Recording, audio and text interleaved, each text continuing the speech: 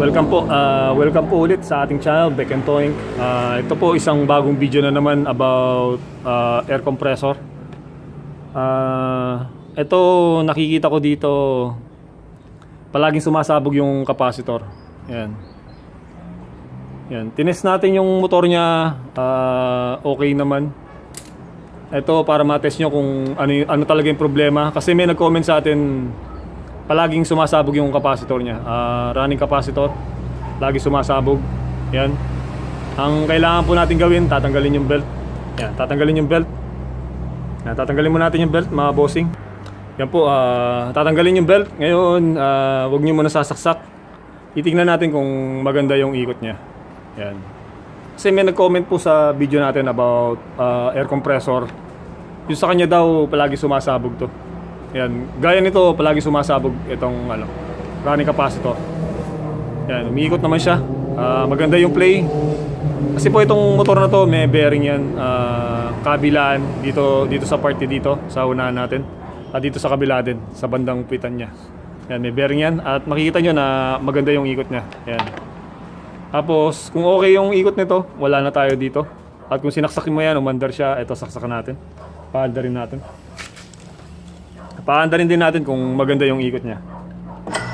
Yun, umiikot naman siya. Yan, maganda.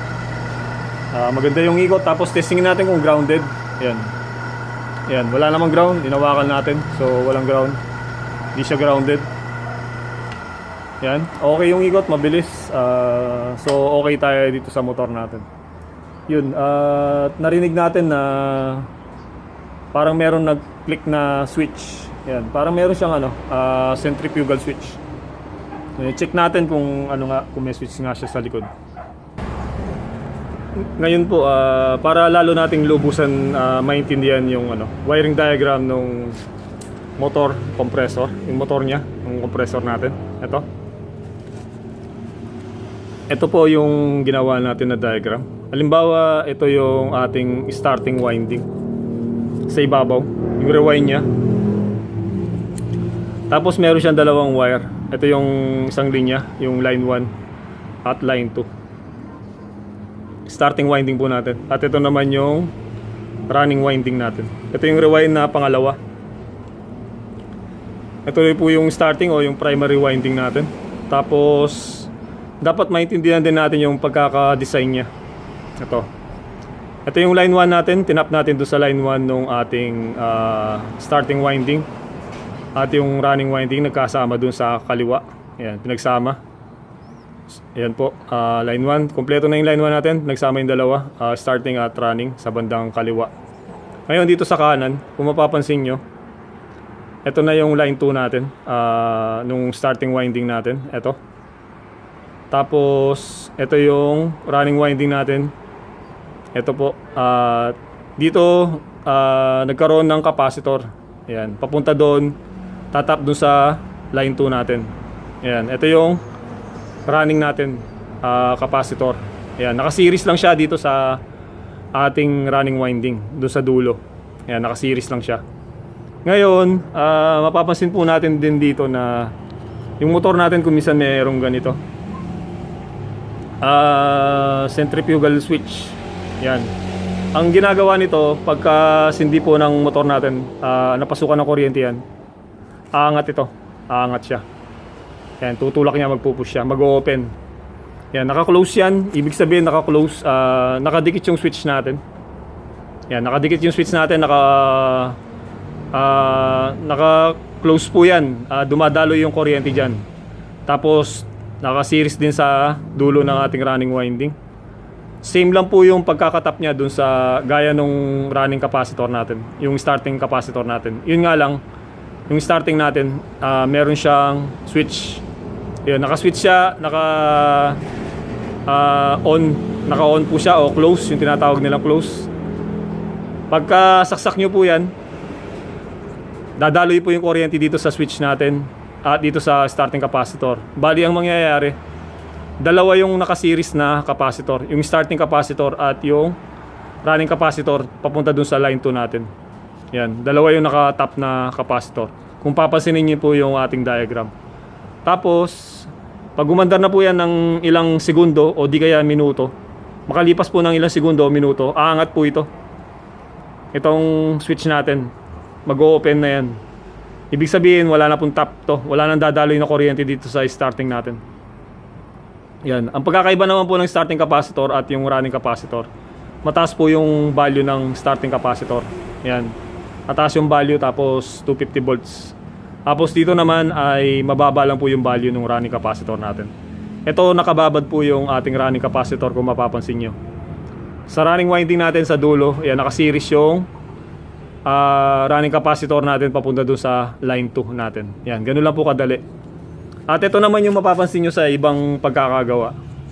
Yung running winding po natin, running winding, ay pinutol nila sa gitna. Yan. Tapos ito po yung running capacitor natin, nakatap siya sa gitna. Yan, naka-series siya. Yan, pares din po yung pagkakadesign niya. Yun nga lang, yung running winding natin pinutol lang sa gitna. Yan, pinutol sa gitna. At doon nila nilagay yung running capacitor at yung starting capacitor. At ganun pa rin po yung mangyayari. Ito yung centrifugal switch. Pagka saksak nyo po yan, na-under ng ilang segundo o minuto, nakatap po yan, dumadalo yung kuryente. Yan. Pagkasaksak nyo, under yan, pumasok yung kuryente dito at tumakbo dun sa starting capacitor din. Bali, dalawang capacitor yung umandar natin. Kung papansinin niyo po sa diagram natin. Under yung dalawang capacitor. Yan, yung starting capacitor at running capacitor. Under sila. Parang tinulungan niya po yung running capacitor na umandar. Yan. Parang pantulong lang po siya. Ngayon, pag ilang segundo po o minuto, pagkatapos ng ilang segundo o minuto, mag-o-open na po itong switch natin. Ito nga po yun. Meron siyang proseso na aangat. Aangat ito. Yan, mag-o-open na siya. Open na po yung switch natin. Ang mangyayari po nun, mawawala na yung starting capacitor natin. Yan, mawawala na sa circulation. O dito sa ano natin, system natin. Yan. Kada saksak lang po niyan, doon siya nakatap sa una. Yan, nakatap sa una. At yun nga po, ilang minuto o segundo, mag-o-open na siya.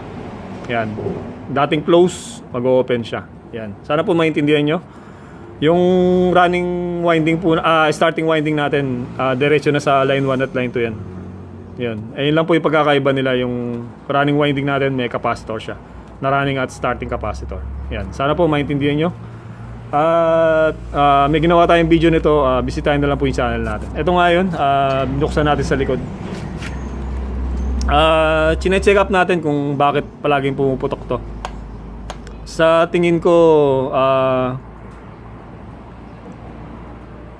yan, tinitingnan natin kung meron siyang running at starting capacitor. Kasi yung iba, dapat dalawa yung capacitor. Yan, dalawa yung capacitor.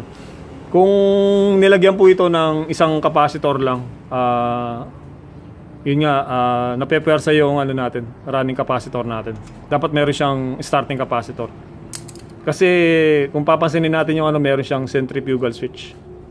Ito, check up po natin kung ano nga yung nangyari dito. Kasi may ginawa akong ganito, dalawa yung capacitor. Yan, dalawa yung capacitor na Vespa compressor na ganito.